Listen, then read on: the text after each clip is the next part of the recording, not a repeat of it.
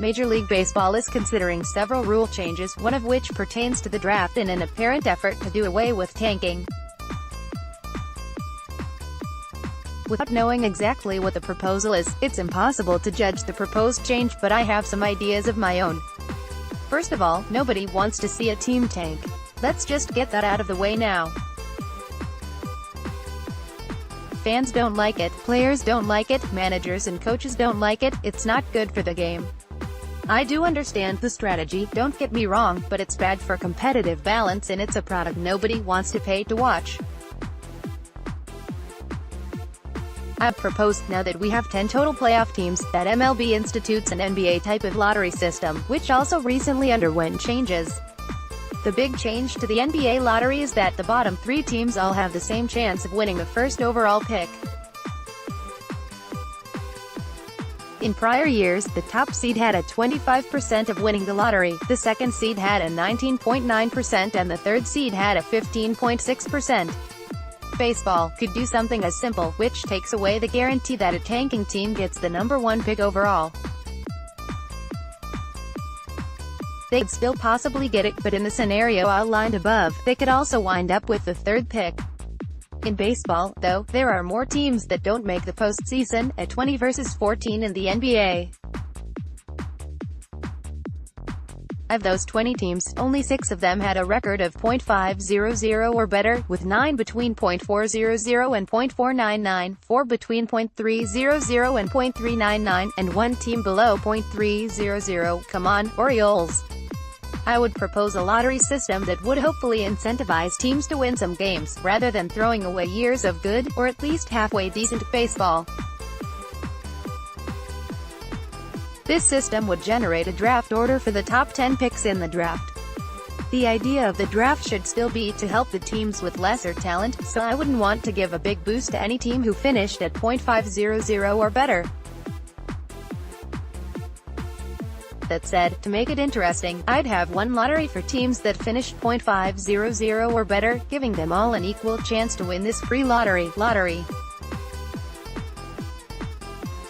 All other .500 plus teams are out of the running. We'll come back to this one .500 team in a few minutes. For the rest of the teams, we are down to 14 now. I would give them a chance at the first pick based on reverse order of the standings, but with one caveat.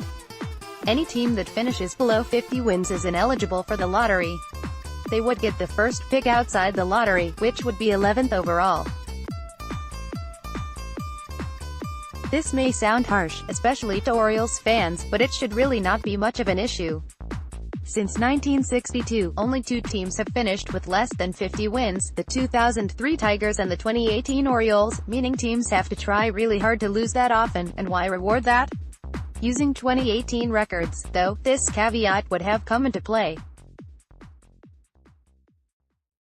So the Orioles are out of the running, and will pick 11th in the first round. All other teams with a .500 or less winning percentage go into the lottery now, with their chances of winning the first pick going in reverse of their winning percent. The worst eligible team of the remaining 13 teams are the Royals with a .358 win percentage. So the Royals get the most chances to win the first pick, and so on. However, remember the pre-lottery for .500 teams? The winner of that drawing would also be in the running for the first pick as, in this case, the 14th team, and would have the least best chance of winning the first pick. But still, they'd have a chance, meaning teams who are pretty darn good aren't completely out of the running for a high-impact draft pick. Once the drawing for the lottery is finished, and the top 10 picks are set, we just pick in reverse order of win percentage, so the lesser teams would pick starting at pick 11 all the way back to the World Series winner picking 30th.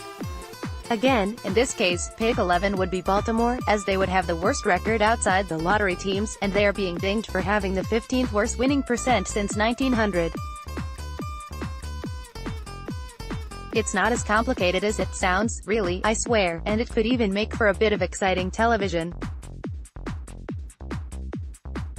Have the pre-lottery .500 teams done prior, and then broadcast the lottery for the top 10 picks during a World Series pre-game show.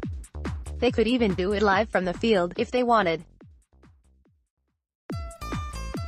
It won't drastically change the top of the draft, but it will give a lot of non-playoff teams, some teams that may be picking in the mid-teens, for example, a fair shot at a top pick rather than automatically rewarding a team that's not even trying to win, and completely excluding any team that is blatant about such intentions.